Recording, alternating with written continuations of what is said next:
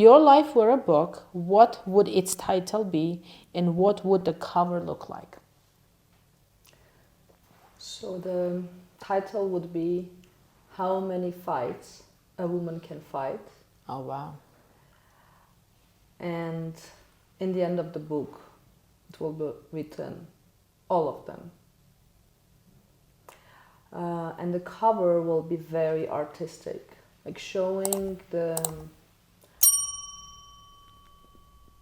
inner worlds that a woman have and can bring to the reality, can bring to humanity. So it's mostly like very creative, with bold and vibrant colors, but it will look like, by itself, it would look like an art piece, the cover. You didn't really like, I'm still, even though you told me, but I'm still curious, what was the moment when you decided, okay, I'm going to create this app? How did it even happen? How did you decide, okay, I'm going to create this app? So I was engaged I was leading a research with World Bank Group and Enterprise Incubator Foundation on finding innovative solutions globally that tackle violence against women. And I was looking at it from the, I would say, academic perspective, and also the perspective that I was engaged in the startup ecosystem. And it was just a research for me, even though it was very interesting, based also on my background. But at one of the family gatherings, because when I started this research, I was already pregnant. Mm-hmm. An elderly woman asked me, she said, "Oh, you look beautiful, and it's your first child, and it should be a boy." And I turned back to her and say, like, I smiled to her and I said, "No, I'm going to have a daughter." And then she looked at me with a very sad eyes and she said, "Don't worry, the next one will be a boy." And that was the moment. Of course, I smiled back to her, but that was a moment when I asked myself, what's the problem in this world that a woman tells another woman that being a woman is something undervalued? And there are a lot of questions to this short conversation, her life, all this culture, society, history, our role, and what is the life that my daughter is going to experience. Maybe if I had a boy, my position in my family will change. I mean, there are a lot of cultural, patriarchal, a lot of things there to answer.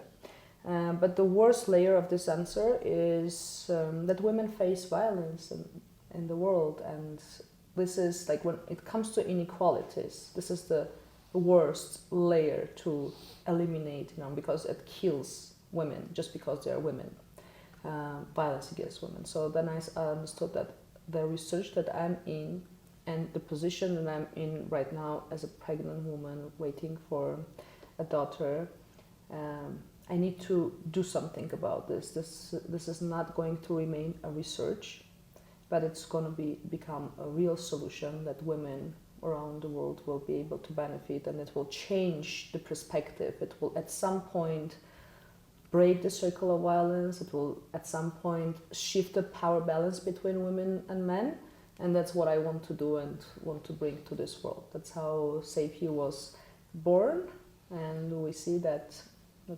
continues. What's sad for me is that, but even today, even in the Western European countries or even in the US, violence occurs every day. And that's what we sometimes forget, that the violence is all around us. What I wanted to ask you is, let's see, can you tell us about your daily activities and routines, and what does a typical day look like for you? Well, the typical day, working business day, starts with waking up, making sure that my daughter and my husband also wake up because it's difficult for them, then helping my daughter to choose her outfit for the kindergarten, and then breakfast for the family, and then we take her, or I take, or my husband takes her to kindergarten, and then I come to the office, or sometimes I'm having also breakfast business meetings in the city nearby my office, which is situated around Republic Square in Armenia.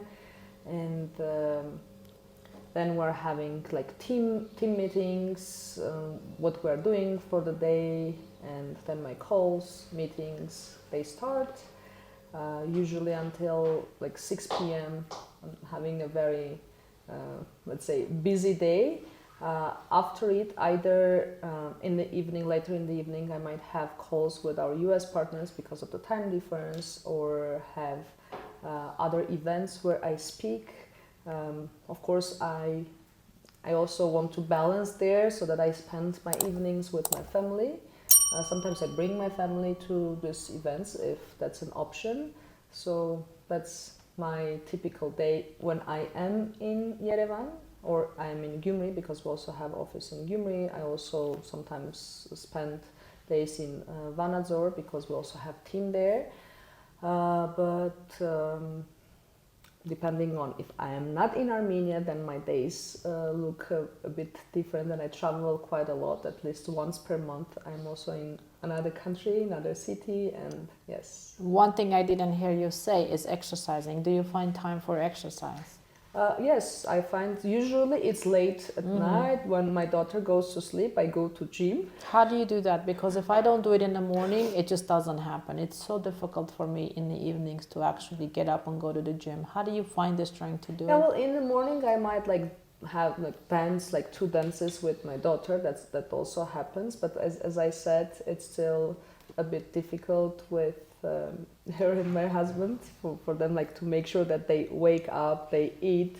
I mean, this part is we're still figuring out with the family how to be more efficient in the morning, so that it's not me already getting exhausted before I come to work.